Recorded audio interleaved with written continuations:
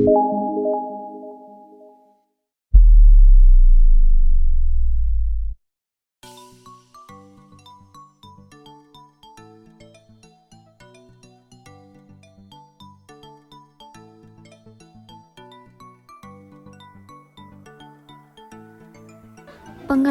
manajemen operasi. Menurut Heiser dan Render, tahun 2011, manajemen operasi atau operation management merupakan serangkaian aktivitas yang menciptakan nilai dalam pembuatan barang dan jasa melalui perubahan berbagai input menjadi output. Keputusan-keputusan dalam manajemen operasi. 1. Kualitas produk. 2. Desain barang dan jasa. 3. Desain proses dan kapasitas. 4. Pemilihan lokasi. 5. Desain sumber daya manusia dan jabatan. 6. Manajemen rantai pasokan. 7. Persediaan. 8. Penjadwalan. 9. Pemeliharaan. 10. Penetapan anggaran produksi. Kualitas produk.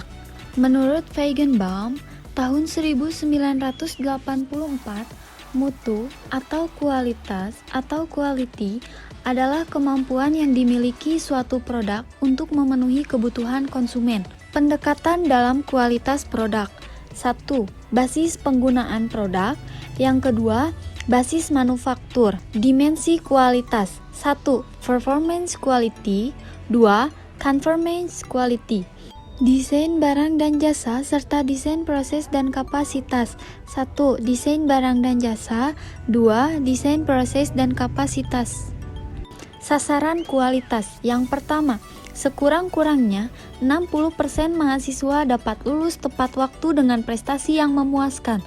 2. Sekurang-kurangnya 75% lulusan mempunyai nilai TOEFL minimal 450. 3. Seluruh lulusan mampu mengoperasikan perangkat aplikasi komputer dan internet. Pemilihan lokasi. Dalam menentukan pemilihan lokasi, terdapat dua pendekatan yang dapat digunakan. Yang pertama ada pendekatan kualitatif dan yang kedua ada pendekatan kuantitatif. Pendekatan kualitatif merupakan pendekatan pemilihan lokasi produksi dengan memperhitungkan berbagai aspek yang bersifat kualitatif, seperti pendidikan, kesehatan, sikap, dan juga budaya. Sedangkan kuantitatif seperti pendapatan. Pendekatan kualitatif menggunakan suatu metode yang disebut dengan factor rating method, yaitu suatu metode perusahaan yang akan memberikan nilai atau skor terhadap alternatif lokasi dipilih di mana nilai tersebut berkisar dari 0 sampai 100. Semakin besar skor yang diberikan, berarti lokasi tersebut lebih baik dibandingkan dengan lokasi lainnya. Sedangkan pendekatan kuantitatif menggunakan suatu metode yang disebut metode center of gravity. Metode ini merupakan suatu teknik matematika yang digunakan untuk menemukan lokasi di mana lokasi terpilih akan dapat meminimalisasikan biaya distribusi.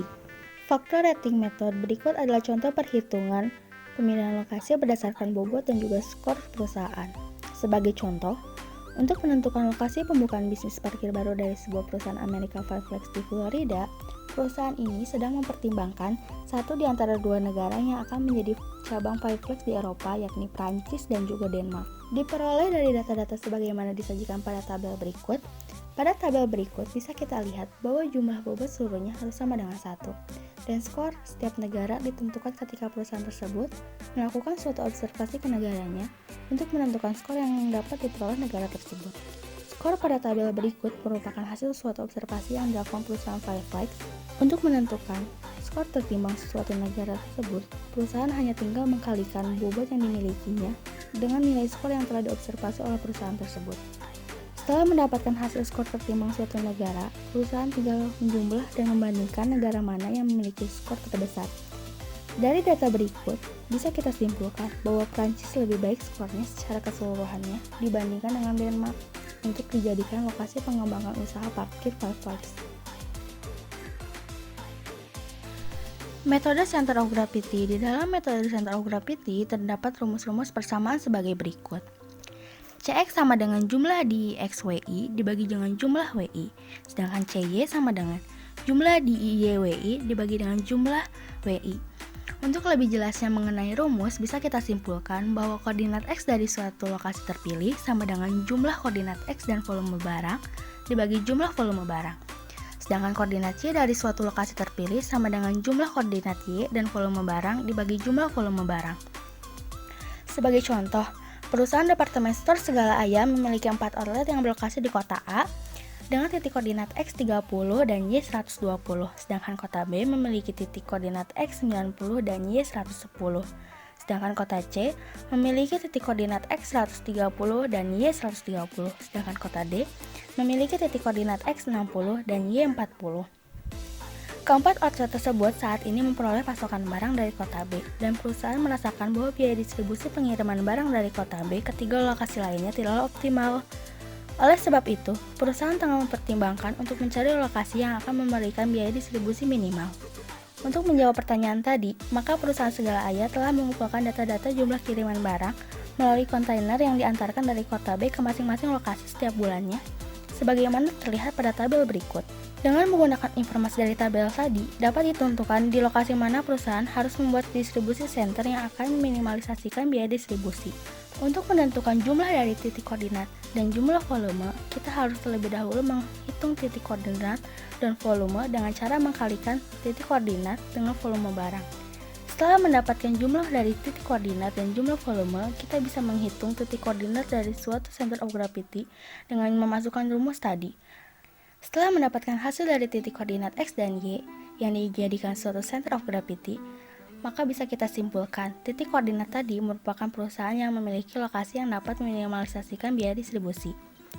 Untuk kasus Indonesia, penentuan koordinat suatu kota dapat diperoleh masing-masing pemerintah daerah yang biasanya sudah mengembangkan rencana umum tata ruang atau dapat ditentukan dengan menggunakan bantuan perangkat GPS. Desain SDM dan jabatan serta manajemen rantai pasokan terbagi dua, yaitu 1. Desain sumber daya manusia dan jabatan. 2. Manajemen rantai pasokan atau supply chain management. Pengertian dari persediaan, penjadwalan, pemeliharaan. 1. Persediaan mencakup persediaan bahan baku, bahan pembantu, barang setengah jadi atau work in process, dan barang jadi finished goods. 2. Penjadwalan membuat jadwal dengan mempertimbangkan berbagai faktor seperti musim dan permintaan pelanggan. 3. Pemeliharaan dengan perawatan terhadap peralatan secara terus-menerus dan menghasilkan dengan kualitas yang lebih bagus dan baik. Penetapan anggaran produksi. Langkah-langkah dalam menetapkan anggaran produksi terbagi menjadi 4, yaitu 1. Menentukan perkiraan jumlah unit barang akan terjual selama 1 bulan. 2. Menentukan tingkat persediaan akhir barang yang diinginkan. 3. Menambahkan jumlah persediaan akhir barang pada poin 2 dengan perkiraan jumlah unit barang yang akan terjual selama 1 bulan pada poin 1. 4. Setelah kebutuhan persediaan ditetapkan, perusahaan menetapkan jumlah persediaan barang yang akan menjadi persediaan awal dan berapa yang harus diproduksi.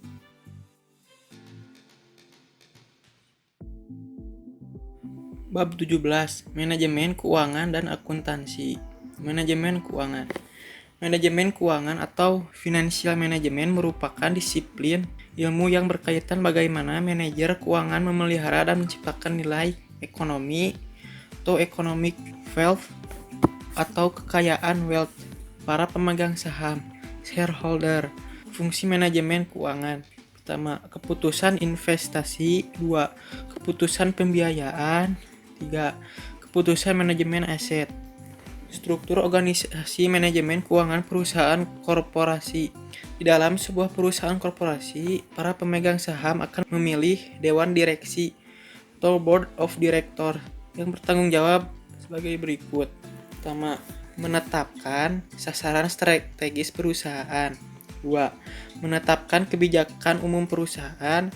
3. Menyetujui pengeluaran dalam jumlah yang besar. 4. Memperkerjakan atau memecat para manajer puncak maupun para eksekutif. 5. Memberikan kompensasi para manajer puncak maupun para eksekutif. 6. Memantau para manajer puncak maupun para eksekutif. Berikut bagian struktur organisasi manajemen keuangan perusahaan korporasi. Di sini ada Board of Director atau seorang direktur yang memimpin perusahaan. Beliau memiliki bawahan yaitu CEO atau Chief Executive Officer. CEO ini memiliki 3 bawahan lagi yaitu Executive Vice President Operation, Executive Vice President Finance, dan Executive Vice President Marketing. Executive Vice President Finance atau bagian keuangan memiliki 2 wewenang yaitu Treasurer dan Controller. Treasurer di sini adalah mengelola biaya yang akan digunakan perusahaan, dan Controller di sini adalah mengelola atau mengontrol pemasukan dan pengeluaran yang ada pada perusahaan tersebut. Pengertian akuntansi. Menurut Ewert dan Griffin pada tahun 2011 dan 2016, akuntansi atau accounting merupakan suatu sistem komprehensif untuk mengumpulkan, menganalisis, dan mengomunikasikan informasi keuangan perusahaan kepada 1. Pemilik perusahaan, 2. Karyawan, 3. Publik yang mencakup di dalamnya investor dan kreditor, 4. Otoritas pajak, 5. Otoritas pemerintah yang mengatur pasar modal. Persamaan akuntansi. Persamaan akuntansi adalah hubungan antara aset, kewajiban, dan ekuitas atau modal pemilik sebuah bisnis, atau disebut juga pembukuan berpasangan. Siklus akuntansi. Pertama, melakukan transaksi, kemudian membuat jurnal umum, lalu membuat buku besar, kemudian neraca saldo, kemudian ayat-ayat penyesuaian, kemudian neraca saldo setelah penyesuaian, setelah itu laporan laba rugi, lalu neraca, kemudian laporan perubahan ekuitas, dan terakhir laporan arus kas. Berikut yang termasuk ke dalam laporan keuangan. Yang pertama, neraca. Neraca atau laporan posisi keuangan adalah dokumen yang berisi laporan keuangan suatu perusahaan dalam periode tertentu, biasanya dalam periode 1 tahun.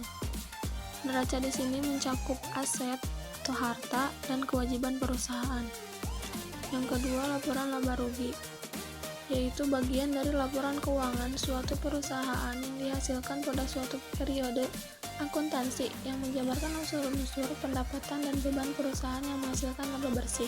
Laba rugi di sini mencakup pendapatan, beban, dan laba atau rugi yang didapat oleh perusahaan. Selanjutnya, laporan perubahan modal, yaitu laporan yang menggambarkan peningkatan maupun penurunan aset kekayaan selama periode tertentu dalam perusahaan. Yang selanjutnya, laporan arus kas, yaitu laporan keuangan yang dihasilkan pada suatu periode akuntansi yang menunjukkan aliran masuk dan aliran keluar perusahaan. Aliran masuk dan aliran keluar perusahaan ini dapat berupa kegiatan operasi, investasi, dan pembiayaan selama satu periode. Pengguna informasi akuntansi dan perbedaan antara pendekatan keuangan dengan pendekatan akuntansi. Yang pertama, pengguna informasi akuntansi. Secara garis besar, pihak yang berkepentingan terhadap informasi perusahaan dibagi menjadi 2. Yang pertama, pihak internal, itu mencakup manajer dan karyawan perusahaan. Yang kedua, pihak eksternal, yaitu investor, kreditor, otoritas pajak, dan badan pengelola pasar. Selanjutnya, perbedaan akuntansi atau accounting dengan manajemen keuangan finance. Jika akuntansi menggunakan pendekatan yang disebut accrual basis, yaitu pencatatan akuntansi dengan pencatatannya yang dilakukan jika terjadi transaksi walaupun kasnya belum diterima. Sedangkan manajemen keuangan atau finance menggunakan pendekatan cash basis, yaitu mencatat transaksi jika ada pengeluaran dan pemasukan kas. Rasio keuangan. Terdapat 5 metode perhitungan dalam rasio keuangan. Yang pertama ada profitability ratio, yaitu mengukur kemampuan perusahaan dalam memperoleh atau menghasilkan laba dan keuntungan. Rumusnya yaitu laba atau investasi sama dengan laba bersih sebelum pajak dibagi total harta atau total aset. Yang kedua, rasio likuiditas, yaitu untuk menilai kinerja perusahaan berdasarkan perbandingan data keuangan.